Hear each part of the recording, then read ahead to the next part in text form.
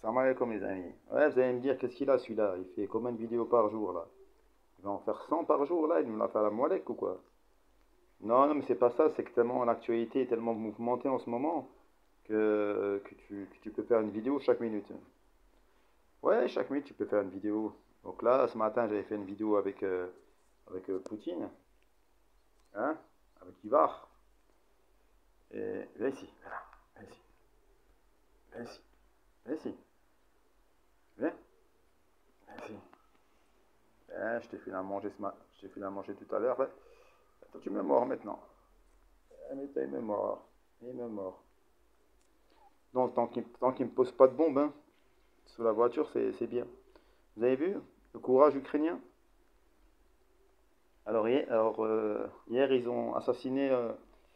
Ils voulaient, soi-disant, assassiner un proche de Poutine. C'est un idéologue, hein, un peu, je vais pas dire à la BHL ou à Finkielkraut, hein, parce que ça, c'est pas des philosophes. Si eux sont philosophes, moi je suis astronaute, je vous l'ai dit, hein. Mais en tout cas, ils ont voulu viser un proche de Poutine. Voilà, d'ailleurs, on l'appelle Rasputin. Son surnom, c'est Rasputin. C'est un monsieur un barbu comme ça, idéologue. Donc, ils ont placé une bombe sous sa voiture en pensant que c'était un festival et tout. Et puis finalement, lui, il a dit à sa fille, vas-y, prends la voiture, moi je vais rentrer à pied, tu vois. Malheureusement, ben, sa fille, quand elle a démarré, elle a mis le contact, la voiture, elle a explosé, quoi. C'est un peu à la sicilienne, tu vois, quand ils ont tué le juge Falcone et Borsellino, tu vois.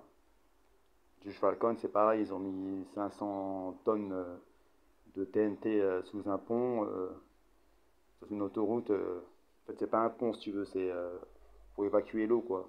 Donc ils ont mis ça, tu sais, avec des skateboards, tout ça, ils ont fait sauter. Bon, vous connaissez un peu l'histoire de... Ceux qui ne connaissent pas, renseignez-vous un peu l'histoire du juge Falcone et Borsellino. D'ailleurs, il y a un aéroport à Palerme qui porte son nom. Ce sont deux juges qui ont combattu la Cosa Nostra, la mafia sicilienne. Et bien, voilà le courage de Zelensky, hein, qui envoie des agents, tu vois, aller en Russie, placer des bombes, tout ça. Certains vont me dire, ouais, mais c'est une bonne guerre. Attends, la Russie aussi a envahi son pays et tout. Ouais, mais l'Ukraine a une armée, hein, d'accord, certes peut-être moins puissante que la Russie, mais elle est bien équipée par les services, par les Occidentaux, par les Américains, hein. Donc de toute façon, cet attentat, à mon avis, il a été très très bien organisé, il a été très très bien, tu vois, c'était très très bien organisé. Je pense avec l'aide bien sûr de la CIA, hein. Mm. Ce sont les meilleurs en attentat, hein. Mm. Je ne vais pas reparler du 11 septembre, hein, mais ils sont très forts. Ils sont très forts pour faire un attentat. Un attentat, ben bon, malheureusement, c'est une pauvre gamine. C'est une pauvre gamine qui est décédée. J'ai tué son âme. Mais ça prouve le courage du cocaïnomane Zelensky, hein, qui, euh, qui, au pied du mur, est prêt à tout, quoi. Même prêt à bombarder sa propre centrale nucléaire, en disant que c'est les Russes qui bombardent la centrale. Alors que les Russes, ils ont plus de 500 soldats sur place. Donc les Russes, on bombarde eux-mêmes. Les Russes se bombardent eux-mêmes. Poutine a parlé avec Macron, a dit écoute, on va faire venir l'AIEA, tu vois, le service qui s'occupe du nucléaire, l'inspection du nucléaire, si tu veux. Donc on espère que ça sera réalisé au plus vite, avant qu'elle explose, cette centrale. Parce que si elle explose, bah, ils vont mettre ça sur la faute des Russes. Et là, ça va être un prétexte pour que l'OTAN déclare la guerre à la Russie en disant voilà, vous avez faire péter une centrale nucléaire, on est tous en danger, vous avez condamné l'Europe, les pays d'à côté. On se rappelle de Tchernobyl, hein, que le nuage s'était arrêté au bord du Rhin, hein. Il n'a pas dépassé le Rhin, il s'arrête en Allemagne. C'est pour ça qu'il y a plein de cas ici à Mulhouse. On a beaucoup de cas de personnes qui ont des cancers de la thyroïde. Ouais. Ah oui, parce qu'à l'époque, quand on était petit, on mangeait des salades, hein. On mangeait des légumes, hein. À l'époque, c'était pas encore les grands hypermarchés, c'était encore le marchand de salade, de pommes de terre qui venait, qui passait dans les quartiers, qui livrer ça, tu vois. Donc voilà, donc on assiste à une guerre de salopes, hein, entre, entre quelqu'un qui envoie son armée régulière contre une autre armée régulière. Mais dans l'autre armée régulière, il y a des mercenaires du monde entier.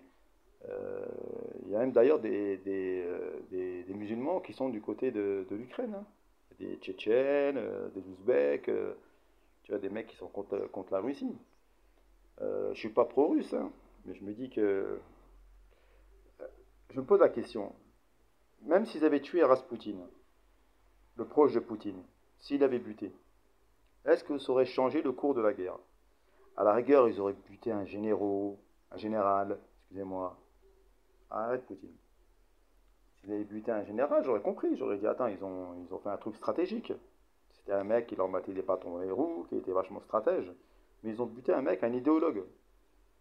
Un mec, voilà, qui parlait avec Poutine, même pas de stratégie militaire, de stratégie de vie, de politique, de. Quel intérêt? Quel intérêt sinon de mettre les Russes et surtout Poutine et son état-major en colère? Parce qu'il y aura bien sûr il y aura une réponse. Ça, il faut le savoir, mes amis. C'est ce qu'ils cherchent. Ils cherchent que Poutine réponde d'une façon très sévère pour se regarder. Regardez ce qu'il a fait. Regardez Poutine encore ce qu'il a fait. Regardez qui l'a tué. Regardez Poutine qui l'a tué. Il pense que Poutine va se venger sur le peuple ukrainien. Il va faire un tapis de bombes comme il a fait en Tchétchénie. Mais bon, je trouve ça très, très, très lâche de la part du toxicomane, du cocaïnomane Zelensky. Hein, parce que c'est la marionnette des Américains de Joe Biden. Un mec sénile, fou. Il serre la main à des fantômes. Il confond sa femme et sa fille. Il sait pas monter les marches d'un avion.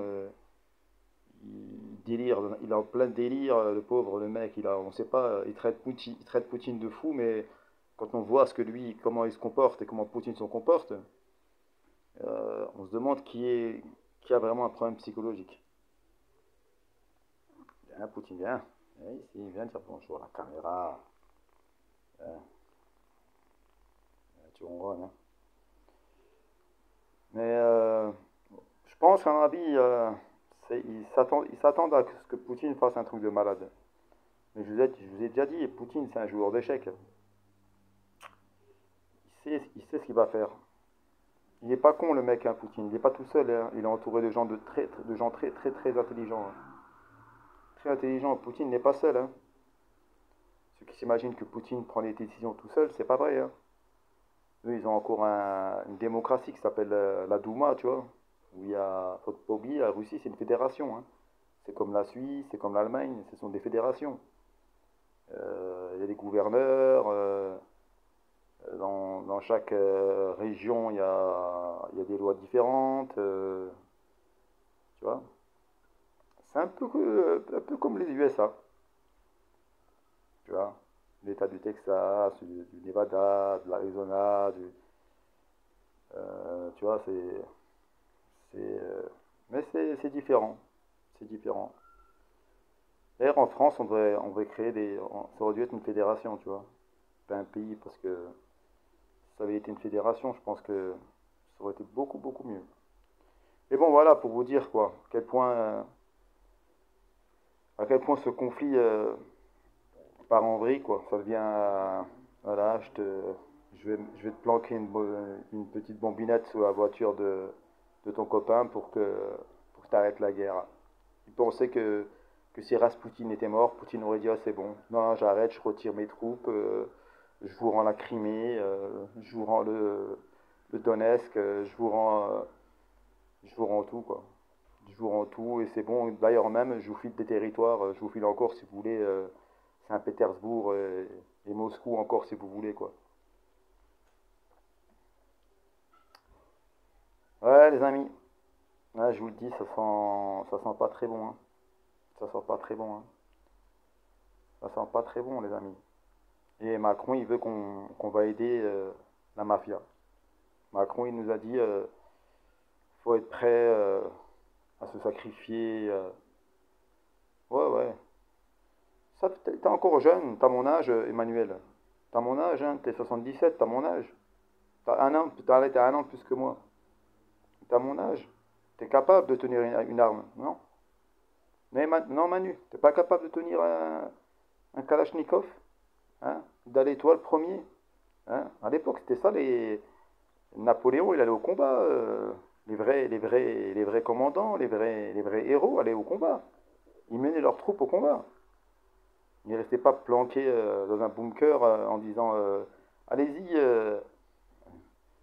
allez-y, là, c'est là-bas, c'est là-bas, c'est là-bas la liberté. Pauvre France. Qu'est-ce qu'elle est devenue cette France? Dirigée par des. Ah, j'ai pas envie de. Ils vont encore bloquer ma chaîne sinon. Ils vont encore bloquer ma chaîne. Non, Poutine. Arrête, Poutine. Arrête. Poutine, arrête de griffer le visage de ton. Arrête, c'est moi le chef. Arrête, sinon je te mets une treha. Arrête, sinon tu vas prendre. Arrête, sinon tu vas prendre pour ton grade. Arrête. Ça y est, je t'ai filé à manger, mais toi tu te manges. Ah, tu veux me faire la barbe? Tu veux me tailler la barbe? C'est bien. Ouais, bah voilà, mes amis. Ah, il est beau le maillot, hein. Regardez, ces mecs-là, ils ont mis deux chameaux avec un ballon, tu vois. Bon, c'est marqué en arabe, si vous voyez bien, tu vois. Mais, c'est un maillot de foot, mais quand même, deux chameaux, quand même. On n'a pas que des chameaux, quand même, un bled, hein. On a aussi des... on a aussi des... On a aussi des chevaux, on a plein de choses au bled, hein. Aïe, mon oreille. Bon, sur ce, mes amis, préparez-vous quand même. C'est le seul conseil que je peux vous donner et que je me donne. Préparez-vous à des choses bizarres qui vont arriver dans peu de temps. Dans peu de temps. Des choses bizarres, vous n'allez rien comprendre. Des lois qui vont sortir, des choses bizarres. Des choses bizarres. Il a dit Macron, on est en guerre, hein. Mais plus contre le Covid. Non. Le Covid, c'est bon, le Covid, Covid, il a, comment dire, il a capitulé. Il a capitulé. Là, apparemment, j'ai appris plus, il nous parle d'une huitième vague encore. Encore, ils vont nous dire un tsunami, je comprends pas. Pourquoi ils nous disent pas directement il y a un tsunami? Pourquoi ils nous parlent de vague après vague après vague? Bon, là, je pars carrément à l'ouest, quoi, mais c'est. Bon, on verra. On verra, les amis, ça fait 13 minutes. Je vais pas vous tenir plus longtemps que ça. Je pense qu'il y a d'autres chaînes qui feront le boulot aussi. Ben voilà, quoi. Allez, sur ce, passez un bon dimanche. Moi, je vais m'occuper un peu de Poutine. Ah, Poutine, hein, tu fais ta petite douche? Tu fais l'eau d'eau? Ah oui, c'est bientôt la Asr. Ah oui, eh oui. Allez, mon petit pote. On va laisser tout le monde. Allez. Poutine, dis-leur au revoir.